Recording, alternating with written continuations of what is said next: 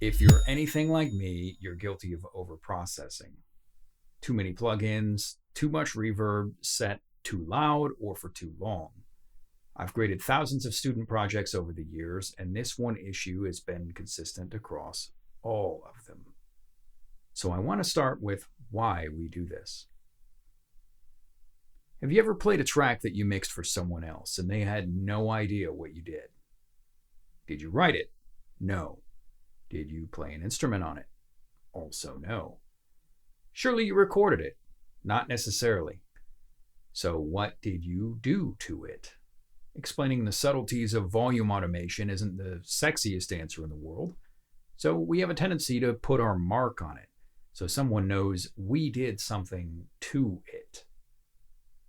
After all, if the track sounded good before, it can almost feel like you're taking credit for something you didn't do.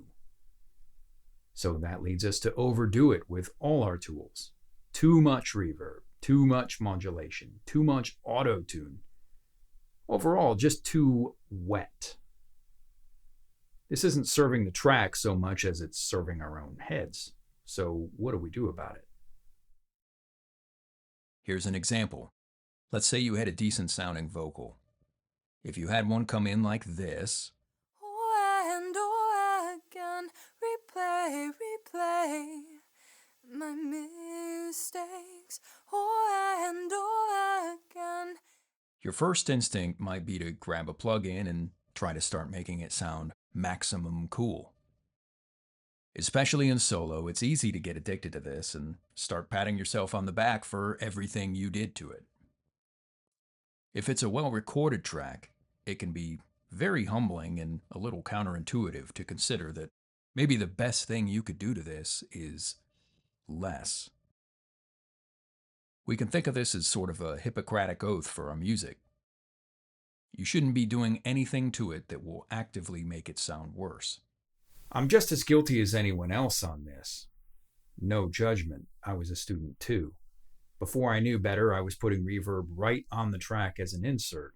No bus or anything. That's just how we did it before we knew any better. But learning to put a clamp on this is really one of the biggest things you can do to mature as an engineer.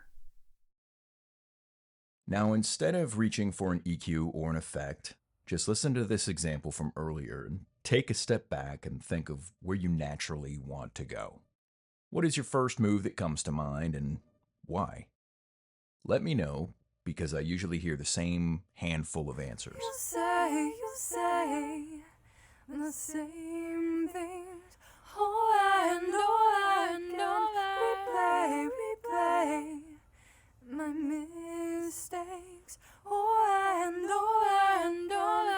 I can't breathe unless you can let me go. I'll pray, my deja vu. This is often a confidence problem wearing a technical disguise. You might not have faith in a dry track or the take itself. It might feel naked, and your natural inclination is to cover it up. Now, instead of doing what you always do and reaching for something to paint this in your own image, listen dry, take a step back with your eyes closed if you must, and just think, what's missing? And what is there that I don't want? Once you can articulate these things, start mixing in that direction with that end in mind. Don't just automatically start adding your default plugin chain just because you think it worked on something before. Closing in from every end, I fall down, picking me apart until I cry out. Beaten by your bitterness, your venom sealed with a kiss. If you're able to get a handle on overprocessing, you are automatically going to be head and shoulders above 90% of the student and beginner projects out there. No question about it. As soon as you're serving the song rather than serving what's in your own head, you're going to be in a much better spot. Again, this is what I noticed from grading these projects as an instructor. And this is one of a handful of issues that I noticed was consistent across all of them. So if you did find this helpful, I compiled them together in a guide that you can download for free at soundmindsaudio.com.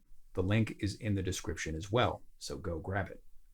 Until then, thanks for making it to the end, and happy mixing.